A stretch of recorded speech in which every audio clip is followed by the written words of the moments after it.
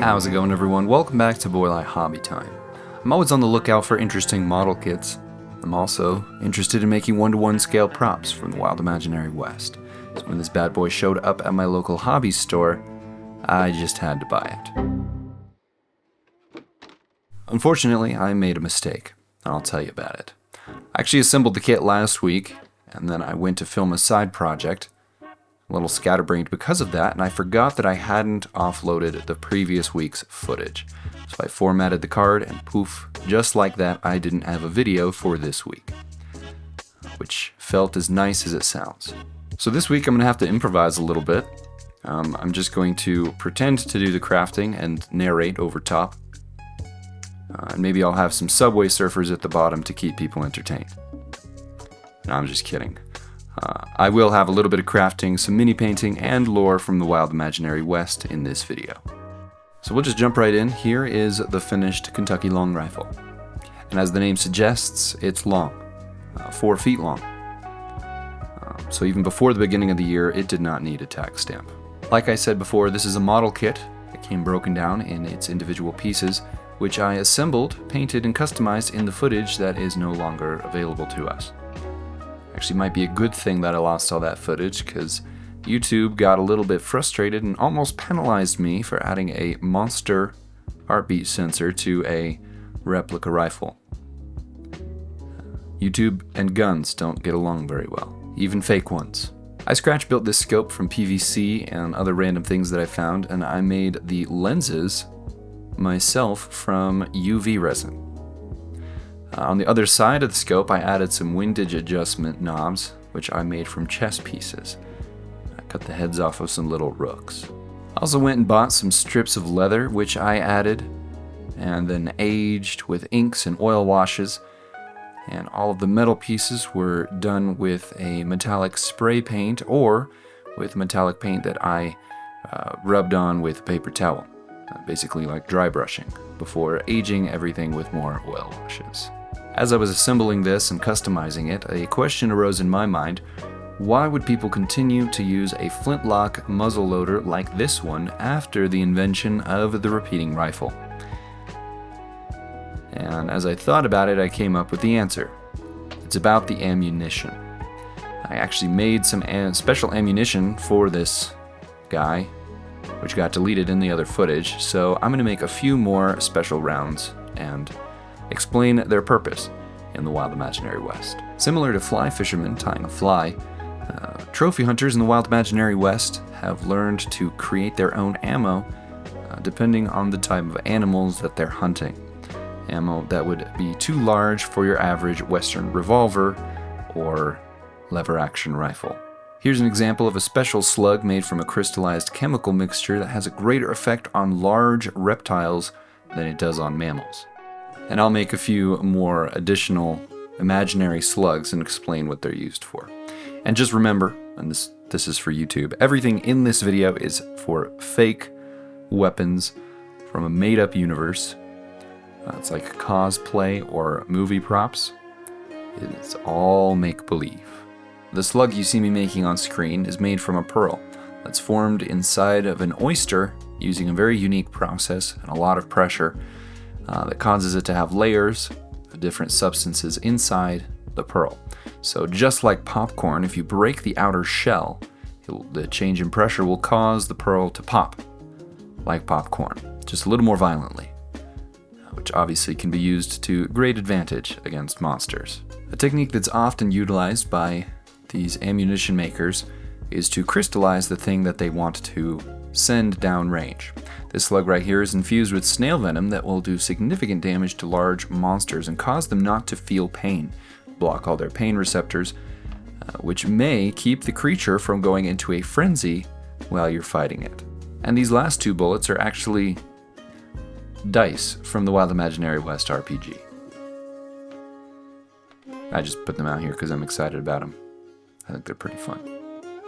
Crafting your own ammo and using antiquated weapons is a unique skill, but one that's often not taken very seriously by those who aren't actively hunting large trophies for fun. Like most hobbies, the people who do it for fun take things much further than the people who do it as a job.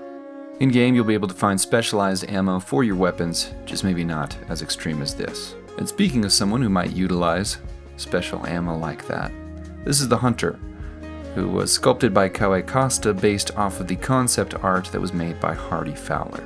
And today I'm going to try and paint this guy in the same color scheme and style as the artwork. The miniatures that come in the boxed set are going to be playable and not quite this large. But I did have Kawe sculpt them with this 75mm scale in mind, so that if anybody wanted to print them off at this larger scale and paint some display minis, they could do that. Like me. And that's what I'm doing. I have all of these printed off at this 75mm scale, and I'm working my way through them, painting them all so I have a full collection of the character minis from my game. I was not originally planning to paint this miniature this week, but like I mentioned already, halfway through the week, I discovered that I had no more video, and so I made some ammunition and I grabbed this guy off the shelf and I started painting. And I had a lot of fun. I'm really glad that mini painting recently has been so fun for me. It's kind of a hobby within the hobby. And when I painted my owl, I kind of talked a little bit about this, but mini painting for a long time was just something that had to be done in order to finish the diorama. It was kind of like oh man, I have to also paint this. It wasn't, my favorite part of the process by any stretch of the imagination. But that was because I didn't feel like I could take my time with it. I felt like I had to kind of rush through, and often I even now, if I do a project where I have a lot of other things on my plate, mini painting is one of those things that is the first to go. And by that I mean it's the first thing that I will use the shortcuts on. Because in reality, if I'm doing a large diorama with lots of miniatures, the paint job is often not that noticeable. And I've developed a lot of practical skills for speed painting to get it to a passable state so that it looks good from a distance. It doesn't, if you look closely, actually that is kind of the case with most of my projects. If you look too closely, well, just don't look too closely. I know this channel is a diorama channel, and maybe some of you are like noticing all the mini painting recently, and you're like, can you please spend more time making dioramas and model trains? Part of the problem, though, is actually a practical one. Right now, I don't have much space for more dioramas in my studio to store them. But I can fit little miniatures in between on the shelf space, and so there is a practical purpose for that. But things are progressing with the studio. Slowly, but they are progressing, and one of these days I will be able to move the whole operation to a larger space, and when that happens, I will be able to do more model trains and larger dioramas once again.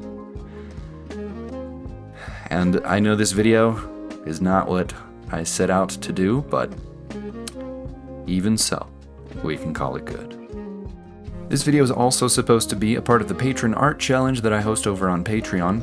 February's theme was Final Stance, and my Kentucky Long Rifle was supposed to fit into that in a roundabout way. It had to do with the Alamo and Davy Crockett, but please enjoy this collection of final stands submitted by my patrons. They all did a wonderful job.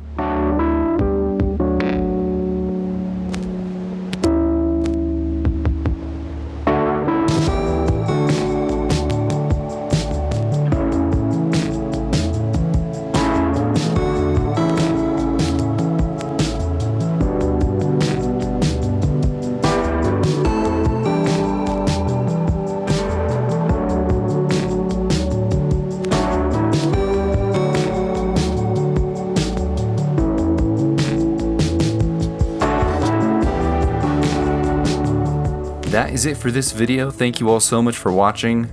Next time, I will have a normal video for you, but I appreciate you all. Huge shout out, as always, to my patrons. You guys are the best. Have an awesome week, everyone. I'll see you next time.